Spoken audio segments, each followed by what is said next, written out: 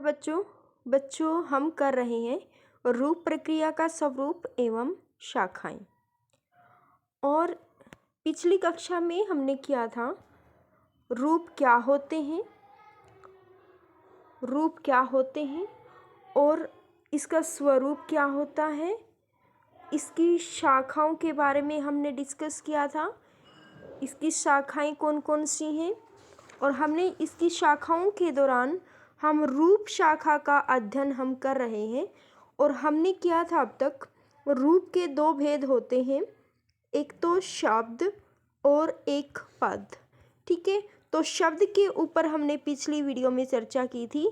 शब्द के कितने प्रकार होते हैं, यास्क ने शब्दों को किन 4 वर्गों में बांटा है, पाणिनि के अनुसार शब्दों के कितने प्रकार होते हैं, कौन कौन से प्रकार हैं।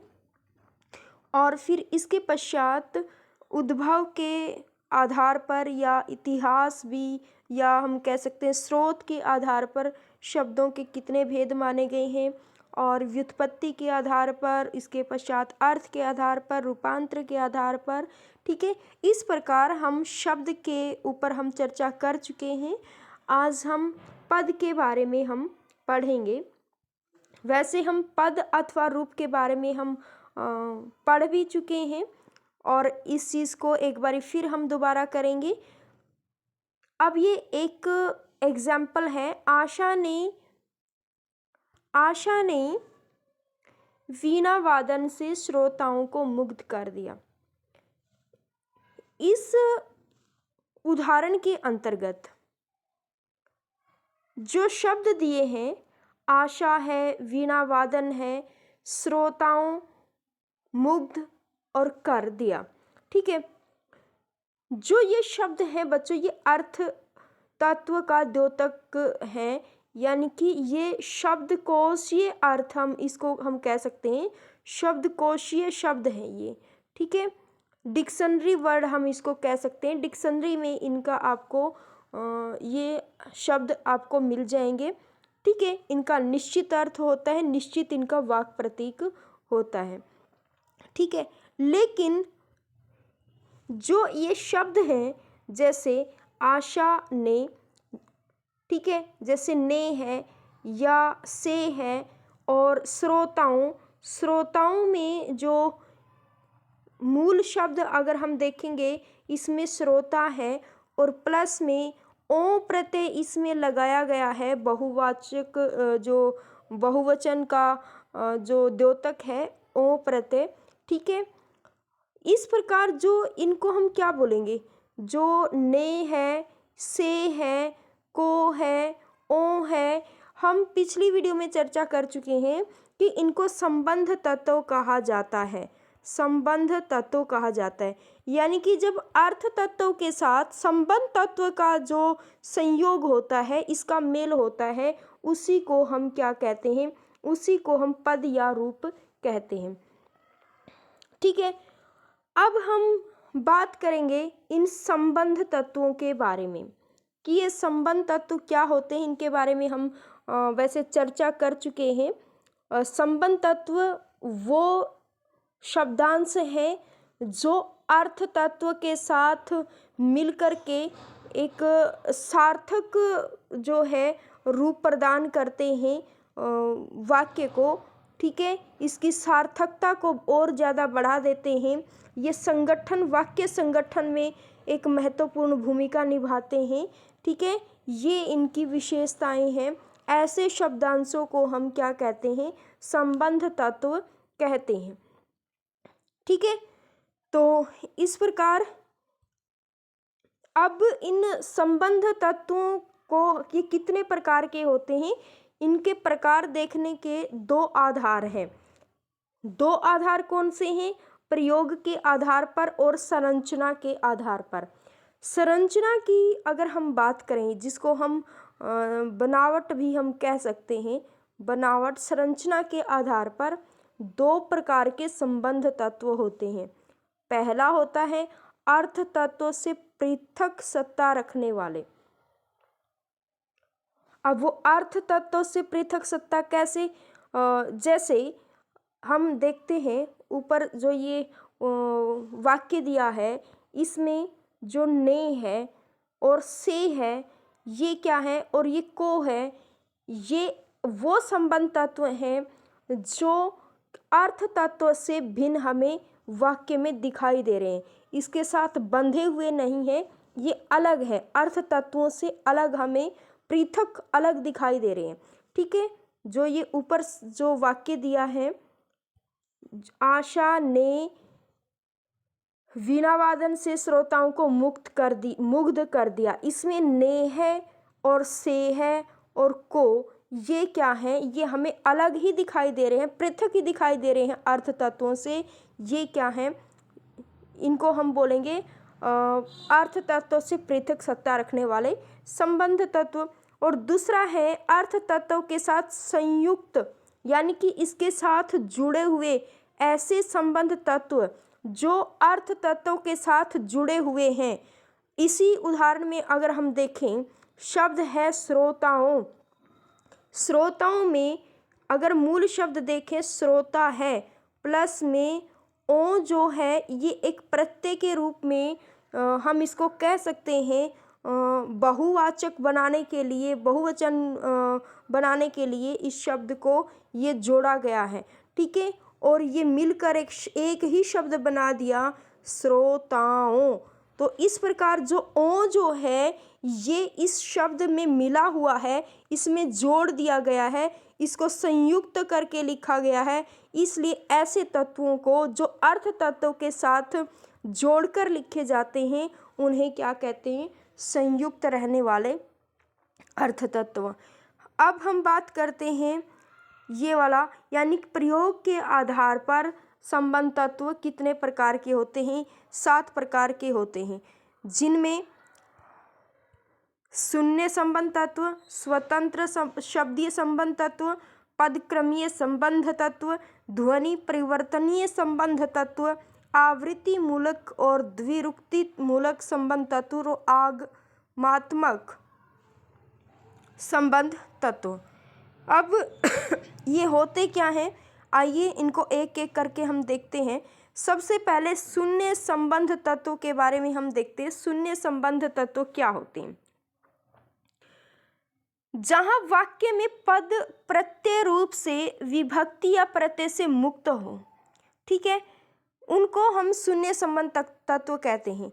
यानी कि कहने का मतलब क्या है, जिन संबंध तत्वों के बारे में अभी हमने चर्चा की थी इस वाक्य से, जैसे इसमें संबंध तत्व कौन से हैं, ने है, से है, को है, ओ है, ये संबंध तत्व हैं। ठीक है, ये विभक्ति प्रसर्ग हो सकते हैं या उपसर्ग और प्रत्यय हो सकते हैं। शून्य संबंध तत्व वो संबंध तत्व उनको कहते हैं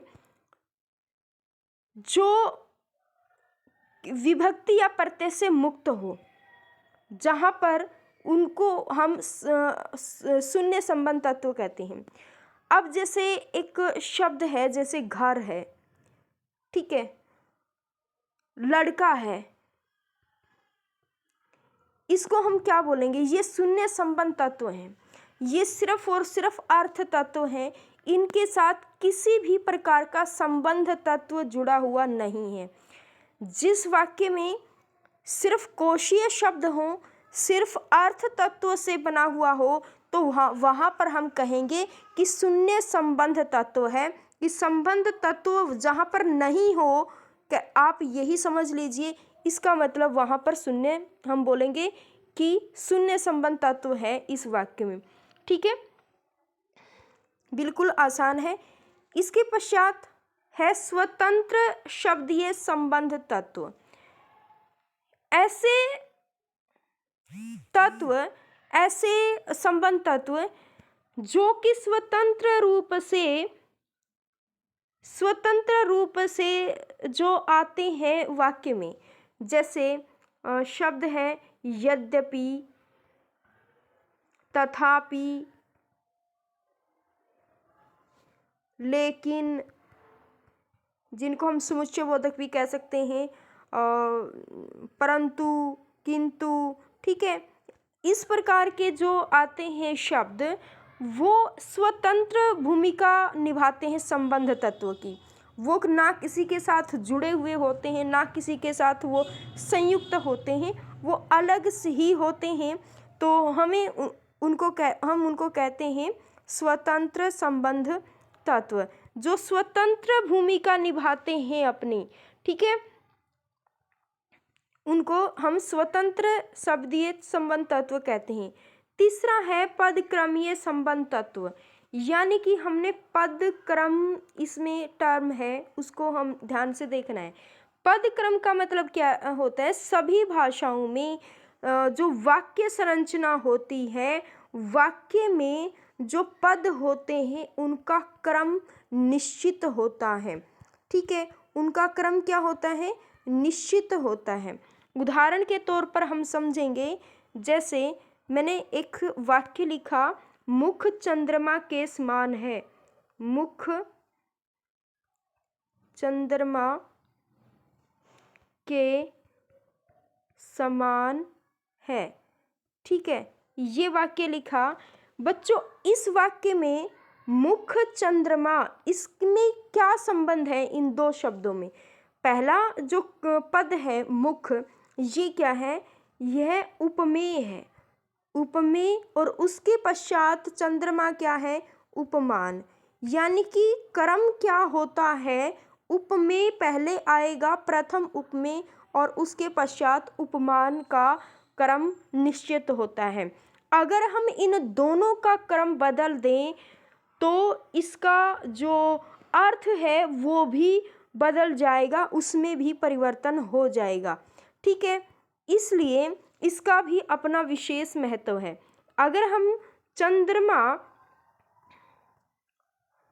मुख कर दें, चंद्रमा मुख के समान है, आप देख सकते हैं कि इसका अर्थ ही उलट जाएगा, विपरीत हो जाएगा।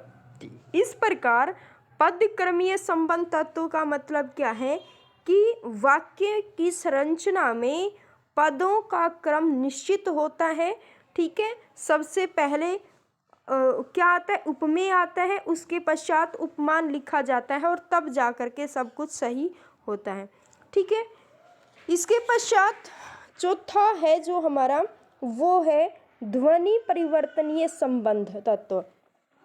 ध्वनि परिवर्तनीय संबंध तत्व वो होते हैं, ये संबंध तत्व के अनेक सूक्ष्म स्तर देखने को मिलते हैं हमें भाषा में, और जिनमें जो ध्वनि परिवर्तनीय संबंध तत्व है उनका अपना विशेष महत्व है।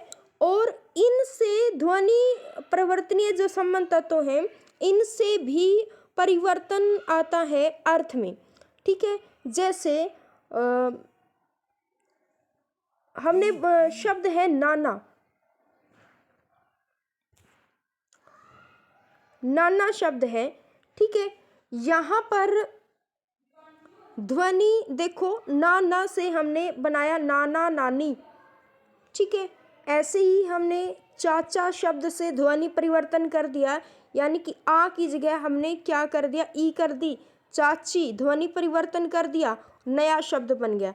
ना आ से फिर हमने यहाँ ई कर दिया, ध्वनि परिवर्तन कर दिया, नया शब्द यहाँ पर बन जाता है, नए शब्द का निर्माण हो जाता है। इसी प्रकार हम अंग्रेजी में भी देख सकते हैं कि ध्वनि परिवर्तन से क्रिया के अनेक रूप बन जाते हैं। जैसे सिंग क्रिया है, सिंग की हमने सिंग से सेंग बना दिया, सिंग से संग बना दिया, ठीक है। इस प्रकार ध्वनि परिवर्तन करने से अंग्रेजी भाषा में भी आप देख सकते हैं कि क्रिया के अनेक रूप हम बना देते हैं। हिंदी में ध्वनि परिवर्तन करने से हम क्या कर देते हैं? नए शब्दों का निर्माण कर देते हैं, यानी कि लिंग परिवर्तन हो जाता है उसका। जैसे चाचा से में आ की जगह हमने ई ले आए हम, चाची, तो ये क्या हो गया? ये स्त्रीलिंग बन गया। नाना से हमने नानी ई कर दिया तो नानी, यहाँ पर हमने इसका लिंग परिवर्तन कर दिया। तो इस प्रकार हम देख सकते हैं कि ध्वनि परिवर्तनीय जो संबंध तत्व हम इनको बोलेंगे। जैसे कौन कौन से हुए ध्वनि परिवर्तनीय? जैसे ई लगाने से, ठीक है, या आ लगा दिया किसी के पीछे तो ई आ, इस प्रकार इन शब्दों से क्या हो जाता है? ये भी इनको ऐसे संबंध तत्वों को हम बोलेंगे ध्वनि परिवर्तनीय संबंध तत्व।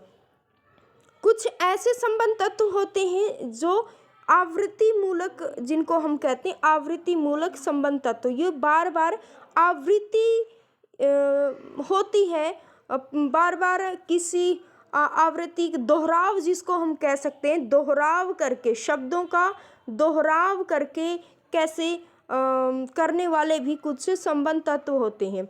जैसे खटखटाना, खटखटाना, ये क्या है? इससे क्या हुआ? इससे क्या हुआ?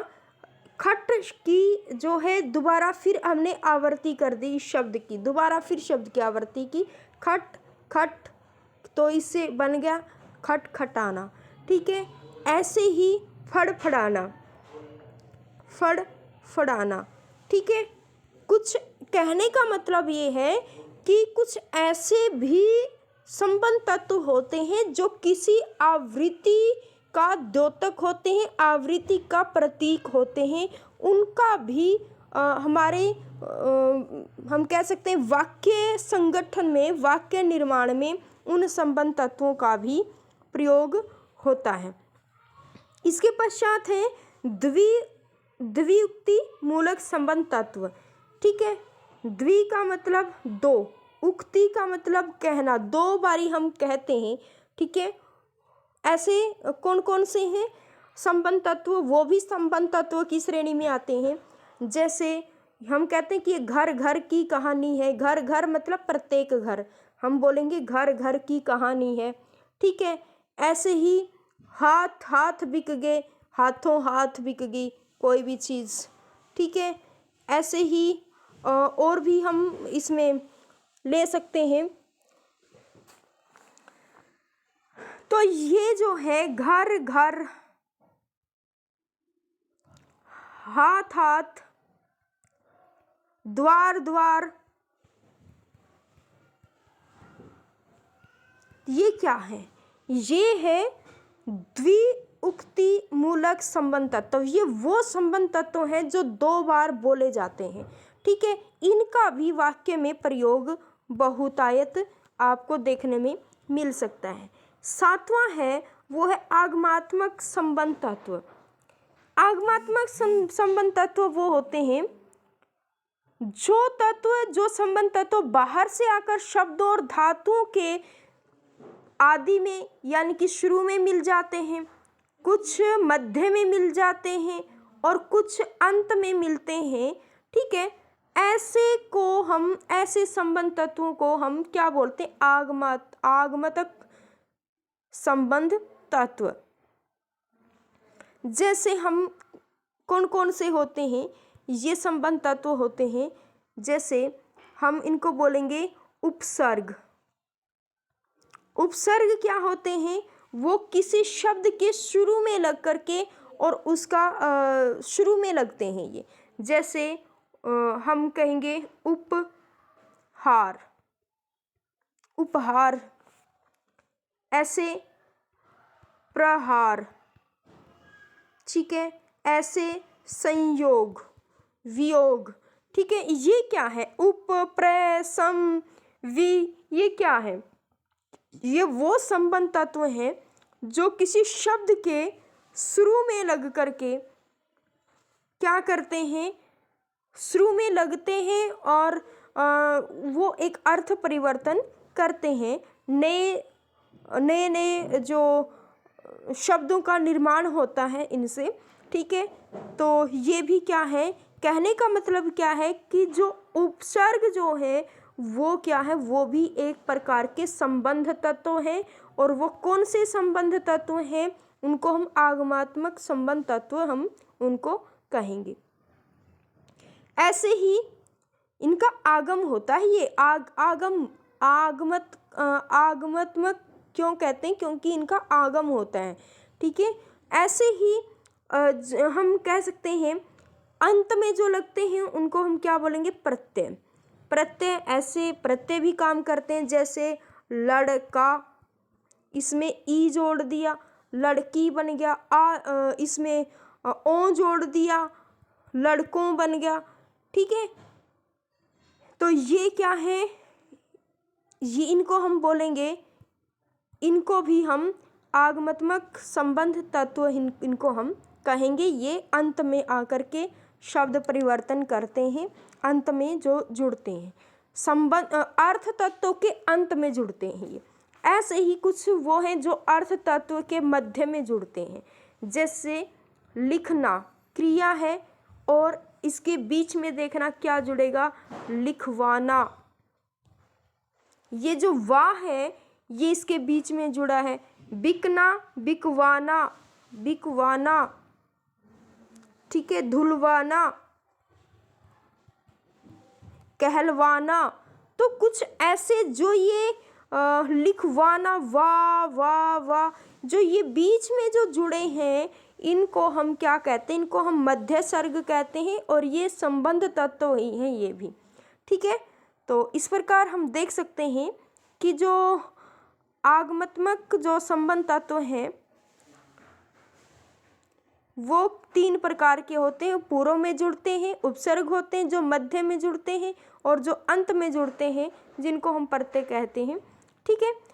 अब ये 3 प्रत्ययों की बात, इसके संबंध तत्व की बात। अब हम 5वें नंबर पे अर्थ तत्व और संबंध तत्व में संबंध क्या है, इनमें रिलेशन क्या है, इनमें रिलेशन क्या है, इनमें संबंध क्या है। क्योंकि रूप प्रक्रिया की रूप शाखा में अर्थ तत्व और संबंध तत्वों का अध्ययन किया जाता है, ठीक है। और अर्थ तत्व और संबंध तत्व दोनों के दोनों आपस में जुड़ करके ये वाक्य संगठन का काम करते हैं, वाक्य संरचना का ये काम करते हैं, ठीक है। और वाक्य की पूर्ण सार्थकता में ये अपनी दोनों अहम भूमिका निभाते हैं। ये इन दोनों का आपस में रिलेशन है, ये इन दोनों का आपस में संबंध है। दोनों के दोनों परस्पर मिलकर के रूपिमों का निर्माण करते हैं, रूप का निर्माण करते हैं, पद का निर्माण करते हैं, ठीक है। ये इन दोनों का परस्पर संबंध है और इनका जो पारस्परिक इनका संयोजन होता है, दोनों का जो मिलन होता है, उस मिलन की 4 स्थितियां होती हैं, 4 इनकी अवस्थाएं होती हैं। अर्थ तत्व और संबंध तत्व जब आपस में मिलते हैं तो 4 प्रकार की स्थिति होती है। या तो इनका पूर्ण संयोग होगा या बिल्कुल अलग अलग होंगे। पूर्ण संयोग कहाँ हुआ, जैसे श्रोताओं में क्या है, इन दोनों का पूर्ण संयोग है। देखो बिल्कुल एक यूनिट का काम कर रहे हैं, बिल्कुल मिल रहा है, ठीक है। या फिर इसमें क्या होगा, इसमें पूर्ण संयोग है या अपूर्ण संयोग होगा। अपूर्ण संयोग का मतलब बिल्कुल अलग थलग मिलेगा, जैसे तथापि, यद्यपि हमने चर्चा की थी ना, ये बिल्कुल स्वतंत्र रूप मतलब यहाँ पर ये अपूर्ण संयोग है और स्वतंत्र रूप मैंने बताया था, तथापि, यद्यपि, परंतु, लेकिन, बिल्कुल स्वतंत्र रूप से ये अलग अलग अपना काम करेंगे। और या फिर संबंध तत्वों का किसी वाक्य में उनकी अधिकता होगी, संबंध तत्वों की। ये 4 ही स्थितियां हो सकती हैं इन दोनों की, ठीक है। इसके पश्चात छठा जो पॉइंट है वो है पद विभाग। पद विभाग रूप प्रक्रिया की शाखा में वाक्य में प्रयुक्त पद जो होते हैं, पदों के कार्यों और उस कार्यों के आधार पर उन पदों का वर्गीकरण होता है। जो पद होते हैं वाक्य में, एक ये पद है, आशा ने वीणा वादन से श्रोताओं को मुग्ध कर दिया। जो ये पद आए हैं, जो ये रूप आए हैं वाक्य में, इनका कार्य क्या है, यहाँ पर ये किसका काम कर रहे हैं, ठीक है, संज्ञा का काम कर रहे हैं, संज्ञा पद है, ठीक है। ये क्रियापद है, कोई विशेषण पद है, कोई क्रिया विशेषण पद है। यानी कि जो पद आए हैं उनका वो क्या कार्य कर रहे हैं वाक्य में, उसका उन कार्यों का वर्णन और उनका वर्गीकरण किया जाता है, ठीक है। किसमें, पद विभाग की शाखा में। तो बच्चों यहाँ पर हमने रूप क्या होते हैं, उनके रूप प्रक्रिया, उसकी रूपों की प्रक्रिया और उसके स्वरूप और उसकी शाखाओं के बारे में हमने अध्ययन किया। वीडियो को बार बार देखिए बार बार देखोगे, सुनोगे, अच्छे से समझोगे बारीकी से, तो आपको ये समझ में आ जाएंगी। अगर कोई डाउट है तो आप कमेंट भी कर सकते हैं। ठीक है, थैंक यू, धन्यवाद।